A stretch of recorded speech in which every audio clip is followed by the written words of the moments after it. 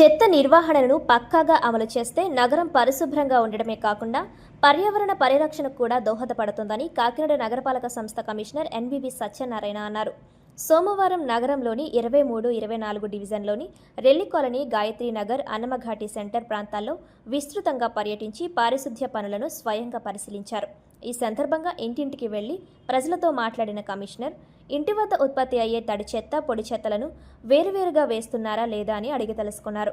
ప్రతిరోజు కాలువలను శుభ్రపరిచే పనులు జరుగుతున్నాయా లేదా అని సంబంధిత అధికారులను ఆరా తీశారు. త్రాగునీటి ప్రాథమిక సాంద్రత పరీక్షలపై కూడా ప్రజలకు అవగాహన కల్పించారు. ఈ సందర్భంగా కమిషనర్ సత్యనారాయణ మాట్లాడుతూ, స్వచ్ఛత మన నుంచే ప్రారంభం కావాలని, ప్రతి ఇంట్లో ఉత్పత్తి అయ్యే తడి చెత్తను ఇంటి వద్దే కంపోస్టింగ్ చేయడం వలన చెత్త సమస్య తగ్గడమే కాకుండా మంచి ఎరువు కూడా లభిస్తుందన్నారు.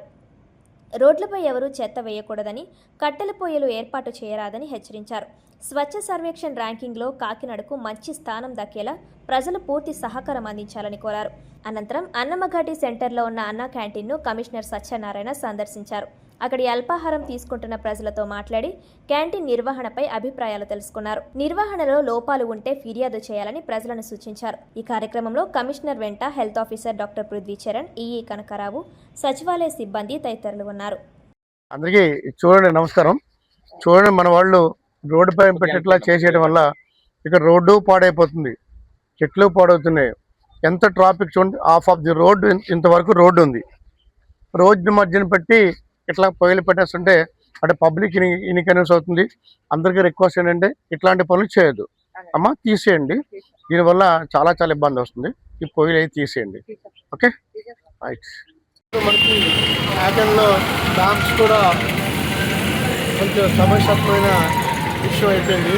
ఈ డామ్స్ సంబంధించి మనకు స్క్వాడ్ ఉంది, దానికి ఒక స్క్వాడ్ వెహికల్ కూడా ఉంది. అదేవిధంగా సిబ్బంది కూడా ఉన్నాము. ఈ సిబ్బంది అంతా కూడా డాగ్స్ సంబంధించి మరి వాటిని డాగ్స్ 2 టైప్స్ ఉంటాయి, మీకు అందరికీ తెలుసు, గతంలో కూడా చెప్పాము.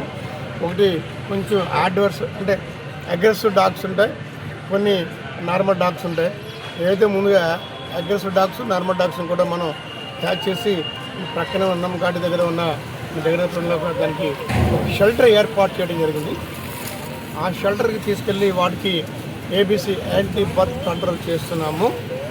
దాంతోపాటు మరి వాటికి యాంటీ ర్యాబిట్స్ కూడా మనం వ్యాక్సిన్ ఇస్తున్నాము. ఇచ్చి వాటికి కొన్ని అగ్రెసివ్ డాగ్స్ ఏవైతున్నాయో ఆ అగ్రెసివ్ డాగ్స్ని మళ్ళీ మనం పెట్టి అక్కడ వాటికి స్పెషల్ ట్రీట్మెంట్ ఇస్తున్నాము. వాటికి సరిపడా ఫుడ్ కానీ మంచినీళ్ళు కానీ ఇవన్నీ కూడా మనం ఏర్పాటు చేస్తున్నాము. ఈ డాగ్స్ కూడా స్పెషల్గా మనం ఇంజెక్ట్ చేసే వాటి ద్వారా కూడా మనం చేస్తున్నాము. కాబట్టి ఈ డాగ్స్ విషయంలో కూడా మరి టీము అంతా చూస్తున్నారు. మీకు ఇబ్బందికరమైన ప్రాంతంలో ఈ డాగ్స్ కూడా పంపించి కొంచెం డాగ్స్ని తగ్గించే విధంగా మనం చర్యలు తీసుకుంటున్నామండి. ఈ డాగ్స్ విషయంలో కూడా ప్రజలు ఆందోళన చెందాల్సిన లేదని నేను రిక్వెస్ట్ చేశాను.